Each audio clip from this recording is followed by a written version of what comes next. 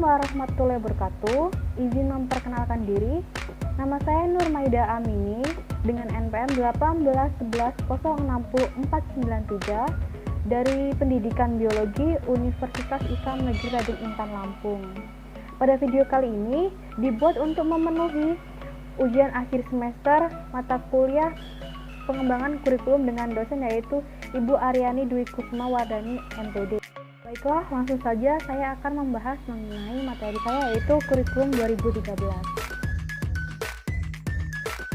Kurikulum 2013 merupakan perangkat mata pelajaran dan program pendidikan berbasis sains yang diberikan oleh suatu lembaga penyelenggara pendidikan dengan tujuan untuk mempersiapkan lahirnya generasi emas bangsa Indonesia dengan sistem di mana siswa lebih aktif dalam kegiatan belajar mengajar.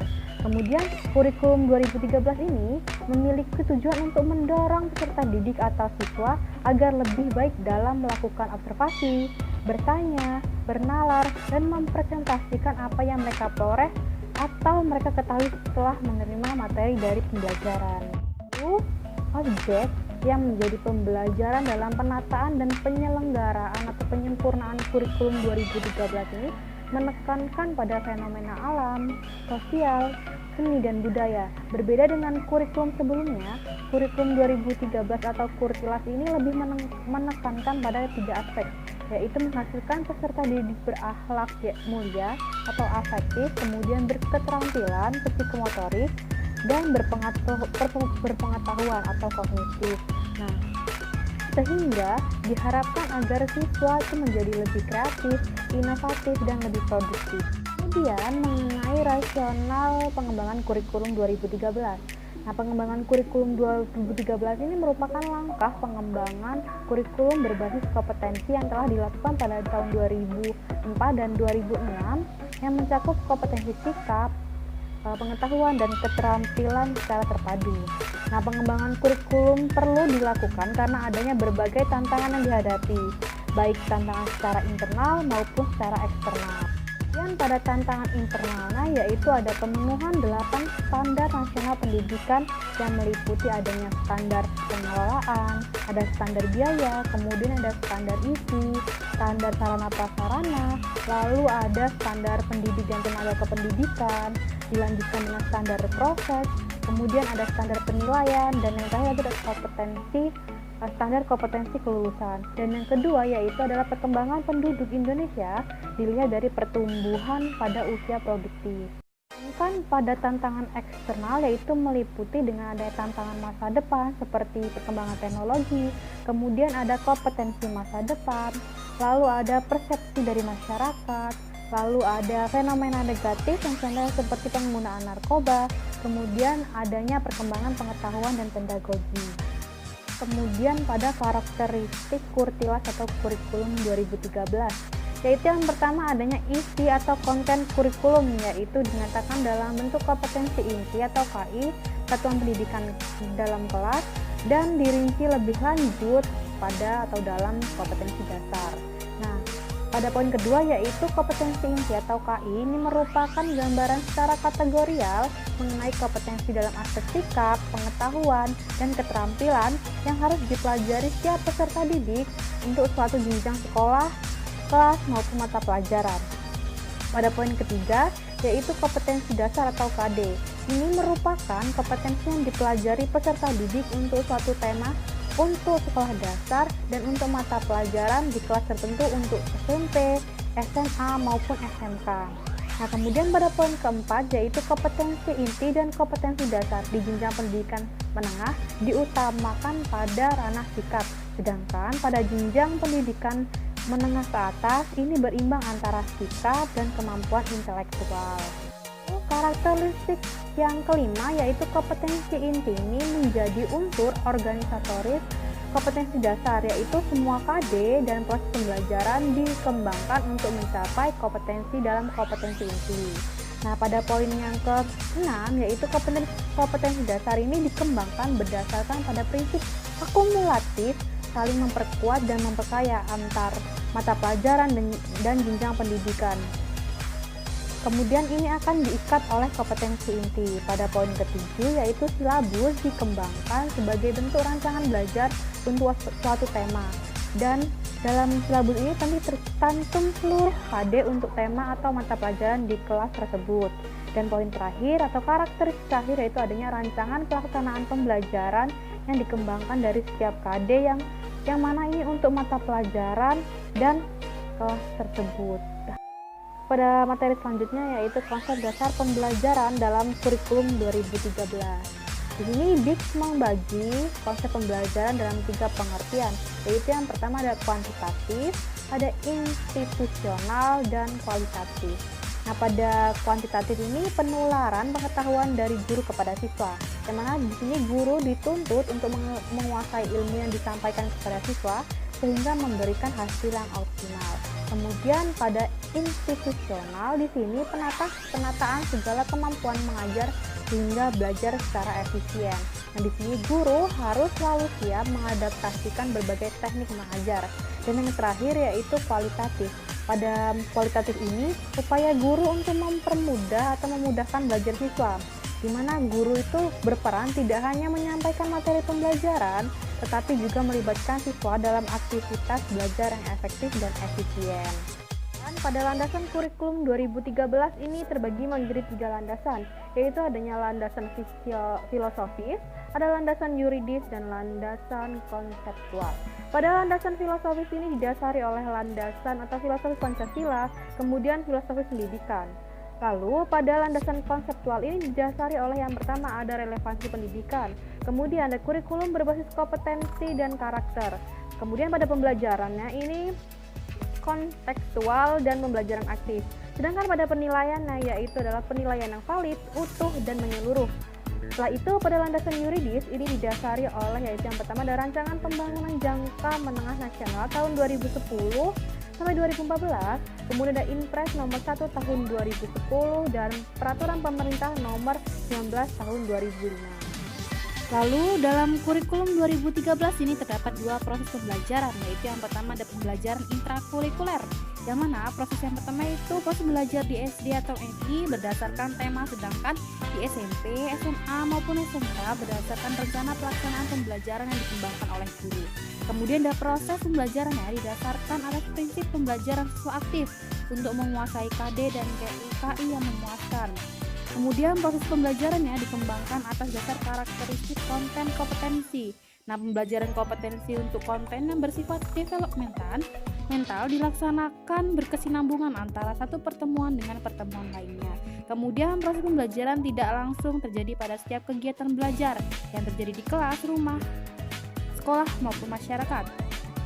Kemudian pada proses selanjutnya itu proses pembelajaran dikembangkan atas prinsip pembelajaran siswa aktif melalui kegiatan mengamati, menanya, menganalisis, dan mengkomunikasi serta proses-proses lainnya.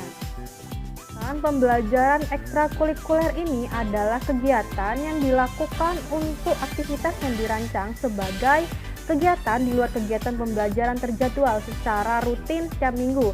Nah, kegiatan ekstrakurikuler ini terdiri dari kegiatan yang wajib dan pilihan. Kegiatan ekstrakurikuler wajib ini dinilai yang hasilnya digunakan sebagai unsur pendukung kegiatan ekstrakurikuler.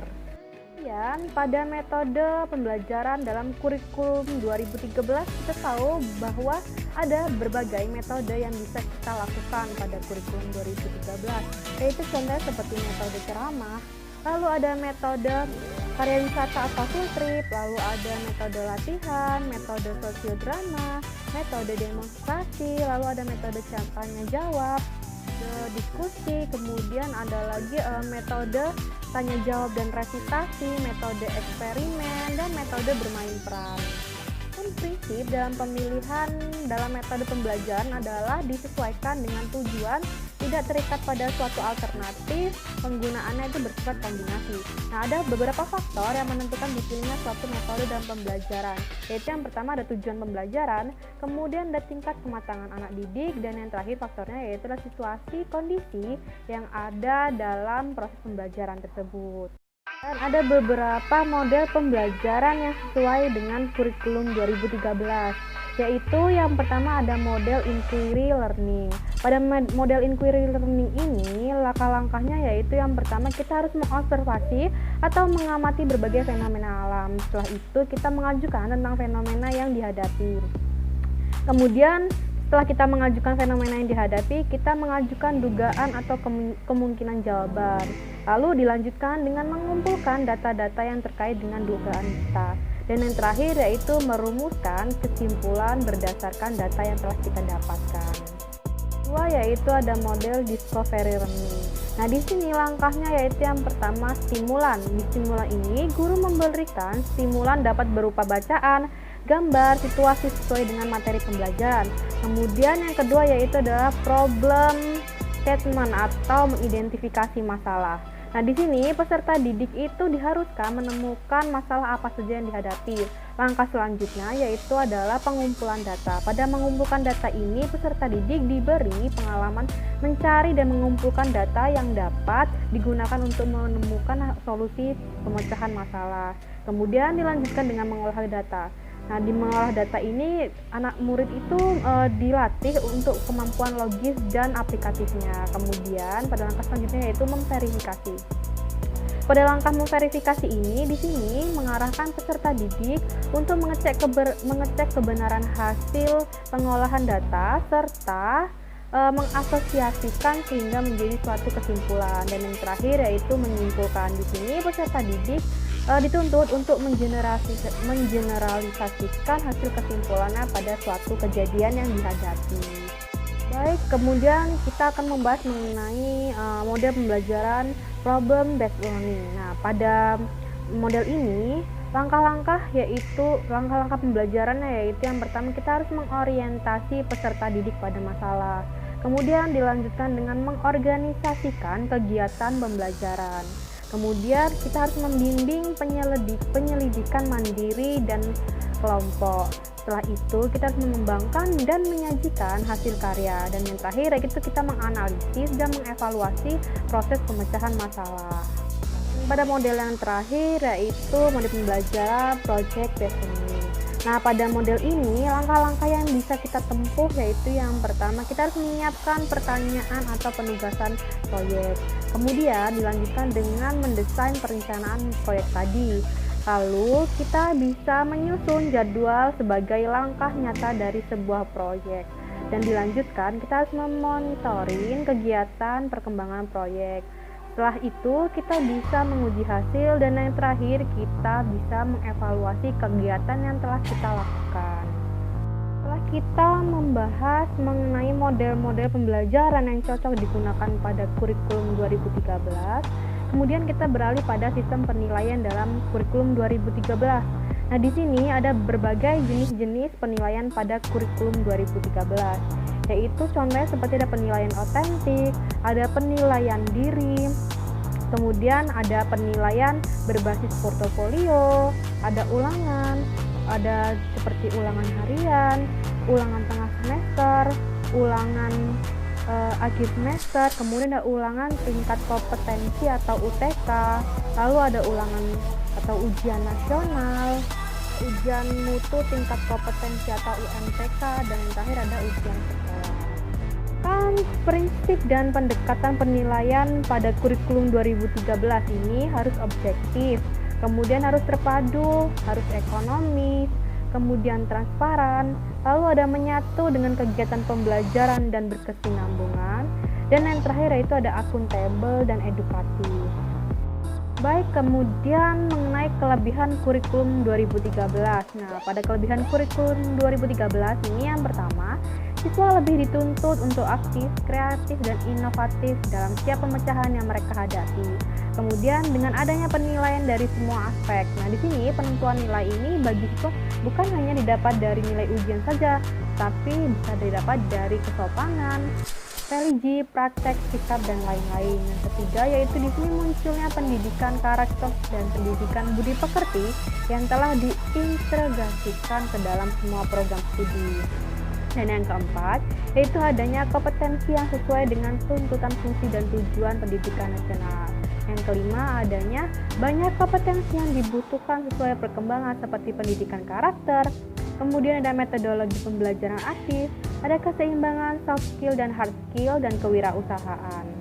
Baik, pada pembahasan yang terakhir yaitu mengenai kekurangan kurikulum 2013. Di sini saya mengambil beberapa kekurangan kurikulum 2013.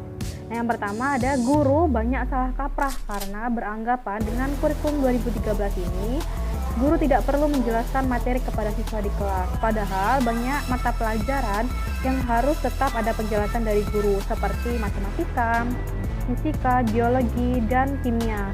Jika tidak dijelaskan bisa terjadi miskonsepsi pada murid. Kemudian ada banyak sekali guru-guru yang belum siap secara mental dengan kurikulum 2013 ini. Lalu adanya kurangnya pemahaman guru dengan konsep pendekatan saintifik dan kurangnya keterampilan guru dalam merancang RPP. Dan yang terakhir yaitu guru tidak banyak menguasai penilaian autentik pada kurikulum 2013. Sekian penjelasan saya mengenai kurikulum 2013. Saya ucapkan wassalamualaikum warahmatullahi wabarakatuh.